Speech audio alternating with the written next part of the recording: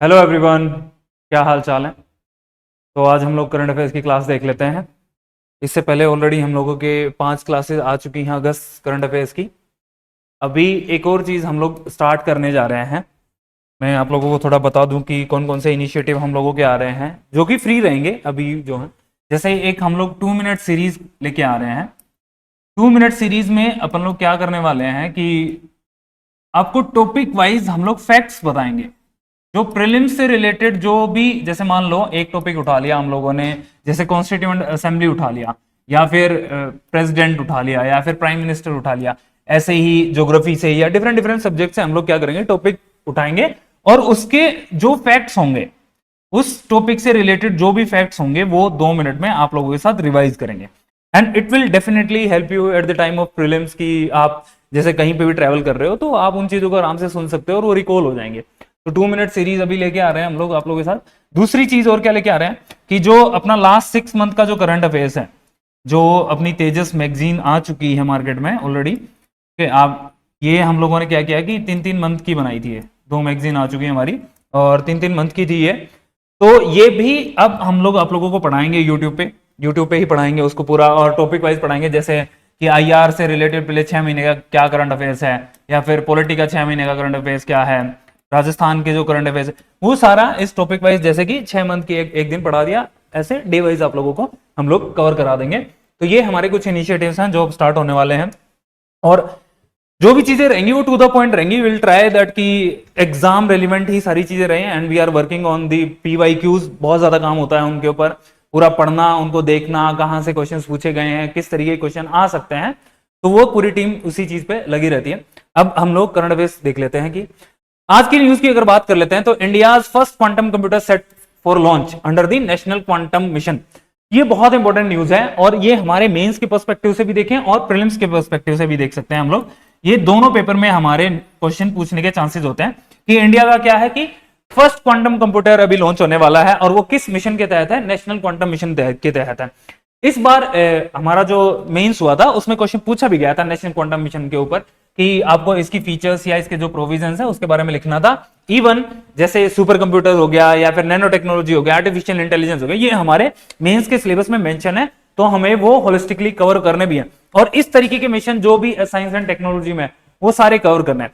तो first quantum computer अभी launch होने वाला है अगर, और वो किसके तहत है, नेशनल क्वांटम मिशन के तहत। अब ये नेशनल क्वांटम मिशन जो था हमारा वो 2023 में लॉन्च किया गया था। क्यों? क्योंकि हम लोगों को क्या करना था कि क्वांटम टेक्नोलॉजी में इंप्रूव करना है, साइंटिफिक टेम्परामेंट को इंक्रीज करना है, साइंस एंड टेक्नोलॉजी को इंप्रूव करना है इस फील्ड में, ताकि जो होलिस्टिक जो प्रॉब्लम्स है उनको सोल्व किया जा सके, या फिर it can help us to like कि क्लीन एनर्जी में हेल्प कर सकता है, ड्रग्स की या फिर मेडिसिन में, या फिर अदर जो हेल्थ केयर रिसोर्सेज हैं उन सब में क्वांटम टेक्नोलॉजी बहुत हेल्पफुल हो सकती है, या फिर क्रिप्टोग्राफी हो गया, मतलब डिफरेंट डिफरेंट टेक्नोलॉजीज में क्वांटम कंप्यूटर्स बहुत हेल्प हो सकते हैं प्रॉब्लम्स को सोल्व करने में। जैसे इस बार एक क्वेश्चन ये भी आया हुआ था कि डिफरेंस बताना था आपको कि क्लासिकल कंप्यूटर्स और जो क्वांटम कंप्यूटर्स हैं उनमें क्या डिफरेंस है। तो वो आप जो अपने साइंस एंड टेक के नोट्स हैं वहां से भी कवर कर सकते हो। ओके, जो ये अभी जो नेशनल क्वांटम मिशन था इसकी जो इंप्लीमेंटिंग एजेंसी है या फिर कौन सी एजेंसी जो इसको इंप्लीमेंट कर रही है वो है department of science and technology, जो कि ministry of science and technology के अंडर आता है। और ये जो प्रोग्राम है इसका ड्यूरेशन क्या रहेगा, 2023 से लेके 2031 तक हमें इसमें different different quantum computers establish करने हैं। इसमें एक चीज आप लोगों को ध्यान रखनी है, वो है क्यूबिट, है ना। क्यूबिट जैसे अपने प्रोग्राम का भी नाम क्यूबिट है। क्यूबिट मतलब जो इसकी बेसिक यूनिट है, ओके, जिसमें इंफॉर्मेशन स्टोर होती है, और उसके बारे में भी क्वेश्चन आपसे पूछा जा सकता है। इवन प्रीलिम्स में आया भी हुआ है इसके ऊपर क्वेश्चन। तो ये आपको देखना है कि जो हमारा इंडिया फर्स्ट क्वांटम कंप्यूटर भी लॉन्च होने वाला है, किस मिशन के तहत है, ये मिशन कब आया था, इस मिशन का एम क्या था, कौन सी मिनिस्ट्री के अंडर आता है, और कितना इसका टाइम पीरियड है, ये भी आपसे पूछा जा सकता है एग्जाम में। फिर इसी से रिलेटेड जो जैसे क्वांटम कंप्यूटर जो है या फिर क्वांटम टेक्नोलॉजी हमारे सिलेबस में, तो उससे रिलेटेड जो भी चीजें होंगी, चाहे वो classical computer versus quantum computers हो, या फिर क्वांटम कंप्यूटर्स की टेक्नोलॉजी की उसमें क्यूबिट है, या फिर वो किस प्रिंसिपल पे काम करते हैं, जैसे सुपर इम्पोजिशन हो गया, इंटरफेरेंस हो गया, ओके, तो वो सारी चीजें आपको अपने नोट्स में जब आप साइंस एंड टेक पढ़ रहे होगे तो वो चीजें वहां पे कवर करनी पड़ेगी। ये अभी हम लोगों ने करंट वाली चीज देख ली। अब इसी से थोड़ा सा सिमिलर क्या है कि नेशनल सुपर कंप्यूटर और कंप्यूटिंग मिशन है, ओके। यहां से क्वेश्चन और आया था इस बार, जैसे एरावत आप लोगों से पूछा हुआ था कि एरावत बताओ ना कि ये क्या है, तो ये एआई बेस्ड सुपर कंप्यूटर था। ओके, तो इसी तरीके से डिफरेंट डिफरेंट सुपर कंप्यूटर्स के अपने नाम है इंडिया में, जैसे मिहिर नाम है, प्रत्युष नाम है। ये आपसे पूछा जा सकता है, जैसे क्या करेगा कि ये पूछ लेगा कि मिहिर क्या है, आपसे सीधा पूछ लेगा कि मिहिर क्या है या प्रत्युष क्या है, कि ये कोई मिसाइल है या फिर कोई मेडिसिन है या कुछ और है, तो वो आपको ध्यान रखना है कि वो एक सुपर कंप्यूटर है। तो उन्हीं सुपर कंप्यूटर्स को डेवलप करने के लिए, उनमें टेक्नोलॉजी एडवांसमेंट लाने के लिए इंडिया ने क्या लॉन्च किया था, नेशनल सुपर कंप्यूटिंग मिशन, जो कि 2015 में लॉन्च किया था, और जिसका पर्टिकुलरली कॉस्ट की अगर बात करें तो 4500 करोड़ रुपए इसके लिए सैंक्शन किए गए थे। और कौन कौन सी मिनिस्ट्री या कौन कौन से डिपार्टमेंट्स हैं जिनके साथ मिलकर इस मिशन को अंजाम दिया जाएगा, वो है ministry of science and technology, ministry of electronics and information technology, and CDAC. CDAC क्या है, the centre of development of advance computing, और इसके साथ क्या है, आईआईसी बेंगलोर के साथ में। मतलब ये 4 इंस्टीट्यूट्स हैं पर्टिकुलरली जो क्या कर रहे हैं, नेशनल सुपर कंप्यूटिंग मिशन को इंप्लीमेंट कर रहे हैं। और जो हमारा फर्स्ट सुपर कंप्यूटर था उसका नाम था परम शिवाय। ओके, तो ये आपको ध्यान रखना है। इस तरीके से परम शिवाय, परम, एरावत, मिहिर, प्रत्युष, ये क्या है, सुपर कंप्यूटर के नाम है। डिफरेंट डिफरेंट एज टाइम पे हम लोगों ने इनको डेवलप किया था। डिफरेंट डिफरेंट आईआईटीज या डिफरेंट ऑर्गेनाइजेशन जो हैं इस कंप्यूटर्स को डेवलप करने में बहुत हेल्प करते हैं। तो ये हमें पता चल गया।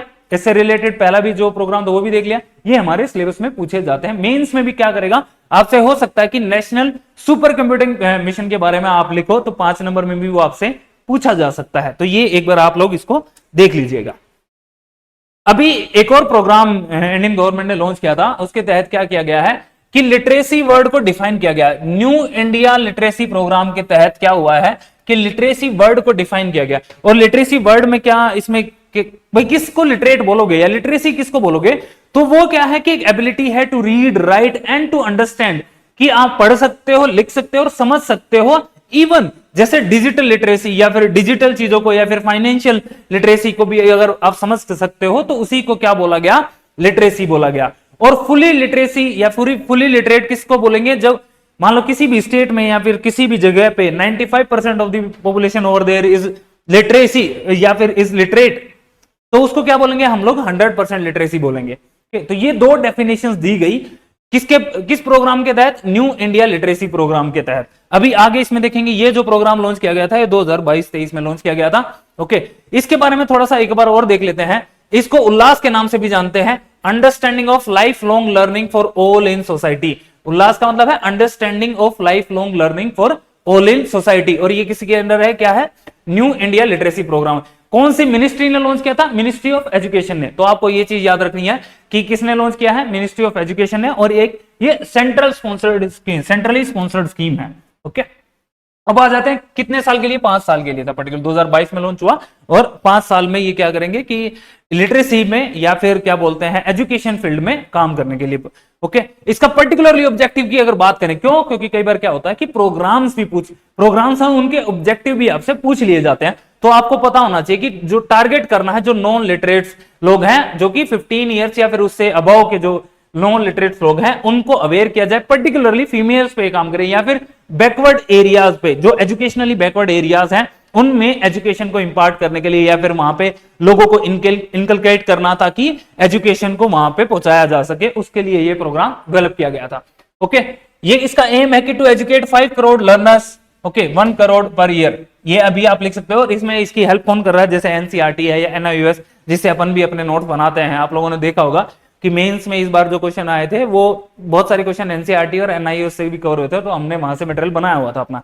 ओके, ये जो प्रोग्राम है किससे अलाइन है, जो नेशनल एजुकेशन पॉलिसी है उसकी जो रिकमेंडेशंस है कि किस तरीके से एजुकेशन को इंप्लीमेंट करना है डिफरेंट लेवल्स पे, चाहे वो स्कूल लेवल की बात कर लें या फिर कॉलेज लेवल की बात करें, या फिर इवन किस रीजन में किस तरीके से एजुकेशन को पहुंचाया जाएगा, उसके लिए क्या क्या इनिशिएटिव्स लगाए जाएंगे, या फिर कोर्सेज को कैसे डिजाइन किया जाएगा, वो सारी चीजें नेशनल एजुकेशन पॉलिसी 2020 में दी गई हैं। तो उसी से ये चीजें अलाइन की गई हैं। ओके, अब बात कर लेते हैं एक बार थोड़ा सा एजुकेशन के ऊपर, थोड़ा सा ब्रेनस्टॉर्मिंग कर लेते हैं। कल हमने एक वीडियो डाला था, उसमें ये बात की थी कि ब्रेनस्टॉर्मिंग करते कैसे हैं या फिर रिवाइज कैसे करते हैं। तो एजुकेशन अगर आप देखोगे तो हमारा जो इकोनॉमिक्स वाला जो सिलेबस है मेंस का, उसमें दे रखा है ये टॉपिक, ओके, कि हेल्थ केयर और जो एजुकेशन पॉलिसीज हैं उनके, वो हमारे सिलेबस में मेंशन है तो आप ना जब भी एजुकेशन पढ़ो तो थोड़ा सा ब्रेनस्टॉर्म कर लेना, और वो ब्रेनस्टॉर्म में क्या करना है कि आपको ये चीजें देखनी है कि एजुकेशन में जैसे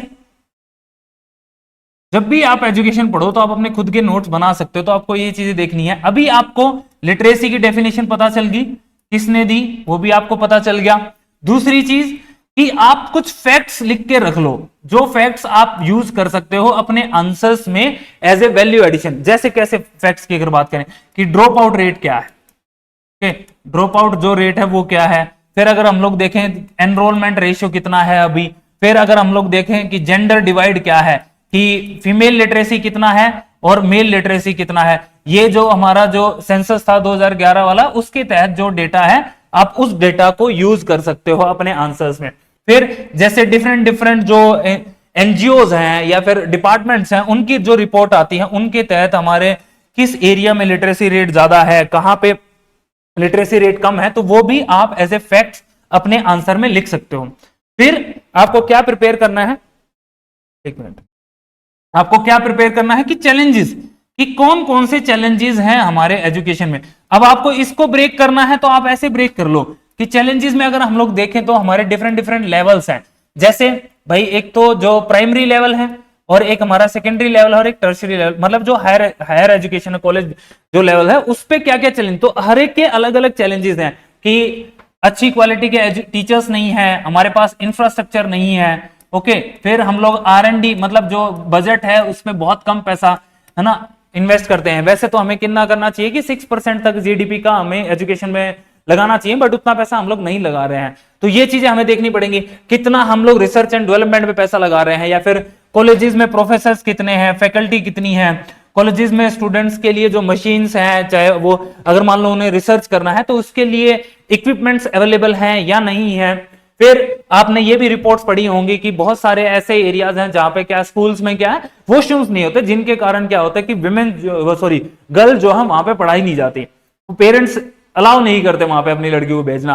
तो ये जो चैलेंजेस हैं, फिर लैंग्वेज के चैलेंजेस हैं कि जो हमारी जो बेसिक बुक्स हैं कई बार वो लोकल लैंग्वेजेस में नहीं होती, तो ये भी अपने आप में एक बड़ा चैलेंज है। तो ये सारी चीजें आप लिख सकते हो। फिर जब आप देखोगे तो आप इनिशिएटिव्स, जितने भी इनिशिएटिव एजुकेशन सेक्टर के लिए दिए गए, चाहे वो प्राइमरी लेवल पे, चाहे वो सेकेंडरी लेवल पे, चाहे वो फिर हायर लेवल पे दिए हो, तो वो आपको पता होना चाहिए। फिर आप स्टेक होल्डर अप्रोच भी लगा सकते हो, जैसे स्टूडेंट से रिलेटेड क्या प्रॉब्लम्स हैं, टीचर्स से रिलेटेड क्या प्रॉब्लम है, पेरेंट्स से रिलेटेड क्या है, या फिर इनके लिए क्या क्या प्रोग्राम्स बनाए गए, जैसे निष्ठा प्रोग्राम बनाया गया या फिर दीक्षा प्रोग्राम बनाया गया, नेशनल एजुकेशन पॉलिसी बनाई गई, तो उसमें क्या क्या प्रोविजन है, जैसे NEP जो बनाई गई उसमें क्या क्या प्रोविजंस है वो आपको पता होने चाहिए।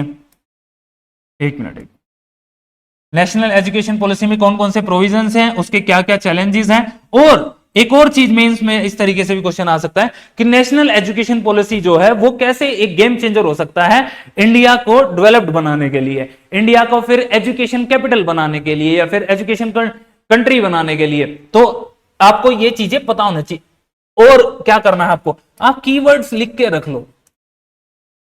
जब भी कभी एजुकेशन का फिर आपके पास सामने कोई क्वेश्चन आता है तो आप उनमें जैसे कि नॉलेज टेंपल्स क्रिएट करने हैं ना, नॉलेज टेंपल्स क्रिएट करने हैं। ओके, फिर कि जो डिग्री शॉप्स हैं कि भाई जाओ डिग्री ले लो, उनको क्या करना है, बंद करना है। हमें राइट टू एजुकेशन से हमें किस पे जाना है, राइट टू लर्न पे जाना है, कि हमें सीखना है। ओके, फिर आप देखोगे कि जो एसर की रिपोर्ट आती है वो ये बात बोलती है, ऑक्सफैम की भी रिपोर्ट आगे बोलती है कि 85% ऑफ द इंजीनियर्स जो हैं वो एम्प्लॉयबल नहीं होते, कि आपने इंजीनियरिंग कर ली but still you are not able to get a job, और वहां पे काम करने के लिए आप मतलब उतना ज्यादा सक्षम नहीं होते। तो ये इस तरीके से कि हम लोग स्किल बेस्ड लर्निंग नहीं कर रहे हैं, हम लोग क्या कर रहे हैं, रोट लर्निंग पे ज्यादा फोकस। हमारा जो एजुकेशन सिस्टम है वो रोट लर्निंग पे है, तो उसको चेंज करने की जरूरत है। इस तरीके से आप पूरा ब्रेनस्टॉर्म करके आप अपने नोट्स बना सकते हो। आप देख सकते हो कि आपका यहां पे ना एक टॉपिक क्लियर हो जाता है। वैसे आपको जो चीजें करनी होगी करंट से रिलेटेड वो क्या है कि जो स्कीम्स हैं एजुकेशन से रिलेटेड, जो स्कीम करंट में होंगी उनके एक बार आपको नोट्स बनाने पड़ेंगे, उनकी आप फीचर्स लिख सकते हो। तो ये हम लोगों ने देखा कि किस तरीके से ब्रेनस्टॉर्म करते हैं। तो अभी एजुकेशन पे आया न्यूज में, तो मैंने सोचा कि आप लोगों से भी ये एक्टिविटी करवा ली जाए एक बार, और आई होप कि ये चीजें तो आपको थोड़ा थोड़ा हेल्प भी करेंगे।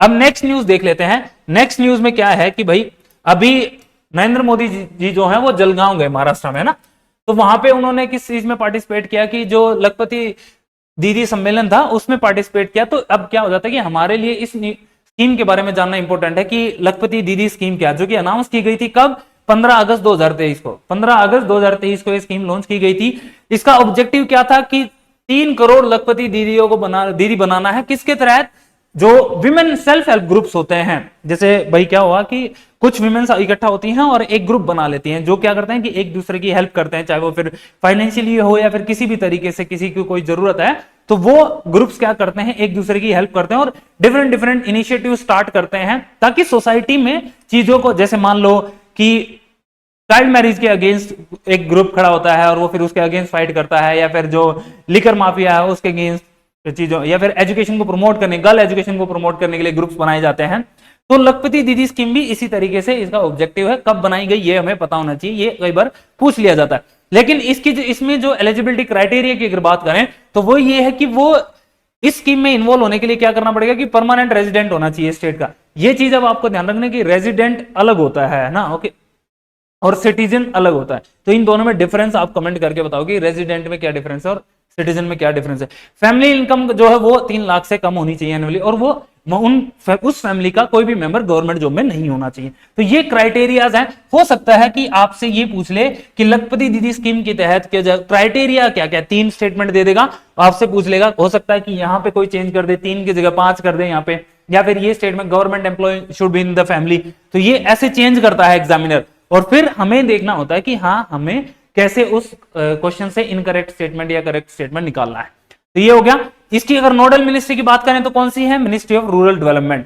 ओके, तो ये हमें ध्यान रखना है, कौन सी मिनिस्ट्री है, मिनिस्ट्री ऑफ रूरल डेवलपमेंट। और इसके गोल्स क्या है, वो जो हमने अभी डिस्कस किया। क्या करना है, विमेन को एम्पावर करना है, फाइनेंशियली भी एम्पावर करना है, इमोशनली भी एम्पावर करना है, ताकि विमेन एम्पावरमेंट किया जा सके इन डिफरेंट डिफरेंट एस्पेक्ट्स की अगर बात करें। बैंकिंग सर्विसेज प्रोवाइड करवानी है, फाइनेंशियल लिटरेसी इंप्रूव करना है विमेन्स में, ओके, उनमें एंटरप्रेन्योरशिप को बढ़ावा देना है, इनकम जनरेटेड स्कीम्स या फिर इनकम जनरेटेड जो आइडियाज हैं उनको डेवलप करना है या उनको इंप्लीमेंट करवाना है। तो इस तरीके से अब आप ये स्कीम का जिक्र कर सकते हो। अगर मान लो कहीं पे भी आपको विमेन से रिलेटेड कोई स्कीम पूछ ले या फिर विमेन से रिलेटेड कोई क्वेश्चन है, उसमें आप एज एन एग्जांपल आप दे सकते हो कि लखपति दीदी स्कीम जो है किस तरीके से विमेन एम्पावरमेंट में हेल्प करती है। आप इंग्लिश का कोई पैराग्राफ अगर विमेन के ऊपर लिखते हो तो ये आपको मेंशन करना चाहिए आपके आंसर को या फिर अपने पैराग्राफ को अच्छा बनाने के लिए। हमने देख लिया ओके क्या क्या क्राइटेरिया थे, कौन सी नोडल मिनिस्ट्री है, हमने इसका गोल भी देख लिया। तो ये चीजें आपको क्लियर होनी चाहिए। आगे चलें, आगे देख लेते हैं। अब अभी जैसे हम लोगों ने भी कवर किया था कि जो अपने प्रधानमंत्री जी हैं उनका यूक्रेन विजिट था, तो वो सारा हम लोगों ने लास्ट वीडियो में कवर भी किया था। इसी विजिट के दौरान नरेंद्र मोदी जी क्या किया इन्होंने, जो भस्म क्यूब्स हैं वो गिफ्ट किए। ओके, जो ये क्यूब्स हैं आप देख रहे होगे, ये किट्स हैं, बेसिकली ये मेडिकल किट्स हैं। ये मेडिकल किट्स यूक्रेन के प्रेसिडेंट को गिफ्ट किए। अब इनकी क्या अगर बात करें तो ये क्या है, भस्म जो इनिशिएटिव है, भारत हेल्थ इनिशिएटिव फॉर संयोग हित और मैत्री, भारत हेल्थ इनिशिएटिव फॉर संयोग हित और मैत्री, इसका फुल फॉर्म अगर हो सकता है, कई बार क्या होता है एग्जाम में फुल फॉर्म भी पूछ ली जाती है, तो ये चीज आपको याद रखनी है। प्रधानमंत्री जब अभी यूक्रेन विजिट पे गए तो वहां के जो प्राइम मिनिस्टर थे, वहां के जो प्रेसिडेंट है, उनको ये गिफ्ट किया। अब बेसिकली ये क्या है, ये मतलब किट्स हैं और ये मेडिकल किट्स हैं, ये पोर्टेबल हैं, मतलब इनमें इवन एआई टेक्नोलॉजी से भी रिलेटेड है, या फिर आरएफआईडी इनके ऊपर टैग पर्टिकुलर लगा होता है, या आप इनको कैरी कर सकते हो कहीं पे भी। आप जैसे मान लो जो वॉर इंपेक्टेड एरियाज हैं या फिर डिजास्टर इंपेक्टेड एरियाज हैं, तो वहां पे इजीली इनको कैरी किया जा सकता है और मेडिकल जो फैसिलिटीज हैं वो प्रोवाइड की जा सकती है या फर्स्ट एड प्रोवाइड की जा सकती है। अभी आपने ये चीज हम सबको बताया कि रशिया और यूक्रेन में युद्ध चल रहा है, तो वहां यूक्रेन में जो हालात हैं या फिर रशिया में भी जो हालात हैं वो अभी अच्छे नहीं है। वहां पे मतलब ह्यूमन राइट्स का वायलेशन भी है और इवन जो ह्यूमैनिटेरियन लॉस भी हो रहा है, वहां पे प्रॉपर्टी का भी लॉस हो रहा है। तो वहां पे इस तरीके के इनिशिएटिव्स बहुत हेल्प करते हैं और ये चीज ये भी दिखाता है कि इंडिया किस तरीके से, अगर कहीं पे ह्यूमैनिटेरियन क्राइसिस है तो वहां पे इंडिया हमेशा इनिशिएटिव लेता है और एक स्टेप आगे रहता है हेल्प करने के लिए। ये दिखाता है कि हम लोग किस कंट्री से बिलोंग करते हैं और जो हमारे कल्चर हैं या फिर जो हमारी संस्कृति हमेशा से रही है। ओके, तो ये देख लिया हम लोगों ने, तो ये आपको पता होना चाहिए बिस्म क्या है। ओके, चलो अब ये बेसिकली जो मेडिकल किट्स हैं ये it's a part of like की प्रोजेक्ट आरोग्य मैत्री। जैसे आपने कोविड टाइम पे देखा होगा, कोविड के टाइम पे वैक्सीन मैत्री करके भी हम लोगों ने एक प्रोग्राम या ऑपरेशन चलाया था। उसमें क्या था कि जो नेबरिंग कंट्रीज हैं या फिर डेवलपिंग जो वर्ल्ड है वहां पे हम लोगों ने वैक्सीन प्रोवाइड की थी कोविड टाइम पे। तो इसी तरीके से प्रोजेक्ट आरोग्य मैत्री का ये पार्ट था जिसमें मेडिकल सप्लाईज या जो असेंशियल मेडिकल सप्लाईज हैं डेवलपिंग कंट्रीज को दी जाती हैं ताकि ह्यूमैनिटेरियन क्राइसिस से डील किया जा सके या फिर पर्टिकुलरली कोई डिजास्टर से डील किया जा सके।